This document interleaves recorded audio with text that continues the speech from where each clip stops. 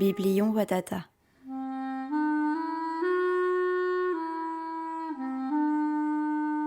Fable cosmogonique d'un univers utopique et possible. Naissance.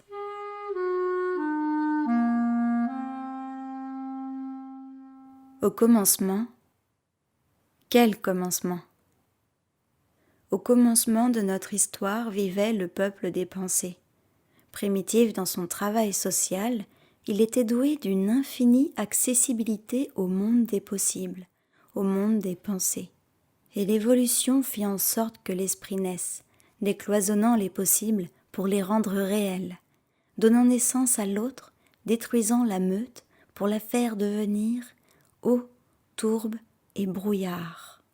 C'est ainsi que le peuple des pensées fut dispersé et que les esprits errants, solitaires dans les prémices de la civilisation, se virent devenir étrangers. Étrangers de leurs voisins, de leurs amis, de leurs familles et bientôt de leur bureaucratie.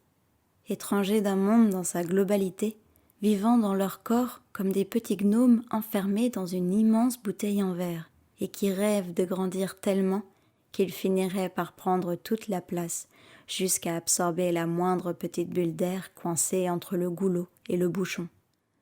C'est ainsi que meurt le peuple des pensées et que naissent respectivement et unanimement le peuple de l'océan, le peuple des steppes et le peuple du ciel.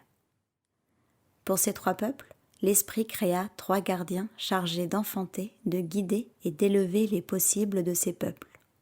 Le gardien des eaux veilla sur le peuple de l'océan, le gardien des terres sur le peuple des steppes et le gardien des souffles sur le peuple du ciel.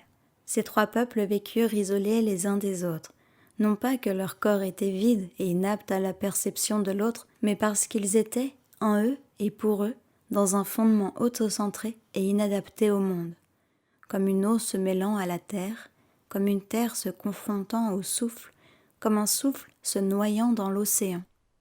En somme, comme un monstre sans défense, monstre au milieu de monstres, peuple au milieu de peuples.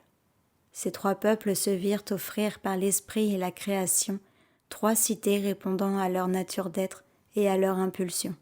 Trois mondes insolubles, trois forces qui se font face sans le savoir, trois éléments d'une même croix.